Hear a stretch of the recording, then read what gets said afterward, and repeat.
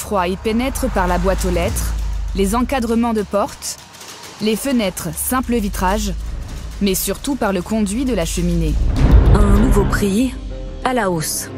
Après 15% en février, le tarif de l'électricité augmente encore de 10% à partir d'aujourd'hui.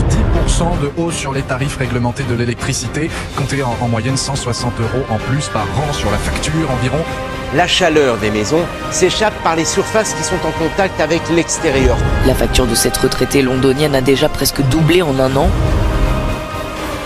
Va encore augmenter en février. Nous vous présentons la fenêtre Take-Air.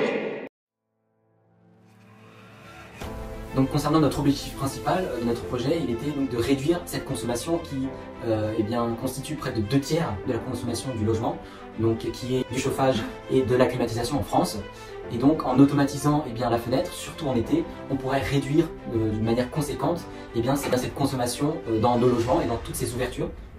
Nous avons alors décidé de réaliser une fenêtre pouvant être actionnée manuellement ou de manière intelligente en fonction des températures intérieures et extérieures afin de réguler celle de la pièce le temps nécessaire à l'opération, ce qui limitera les pertes d'énergie lors d'une aération trop longue.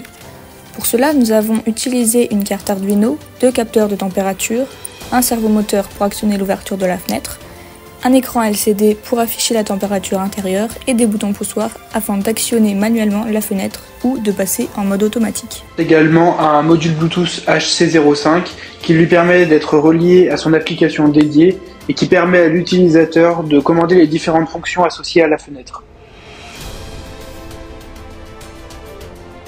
Pour pouvoir réaliser notre système, on a dû procéder par étapes.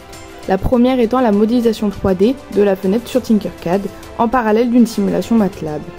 Une fois le modèle de la fenêtre réalisé, nous pouvons l'imprimer. On passe ensuite par la réalisation de notre circuit qui a été en amont modélisé également sur Tinkercad. Et tout au long de notre conception, nous avons pu nous appuyer sur quelques diagrammes tels que celui d'état, de contexte, de cas d'utilisation ou encore de définition de blocs et notre chaîne de puissance que nous avons réalisée.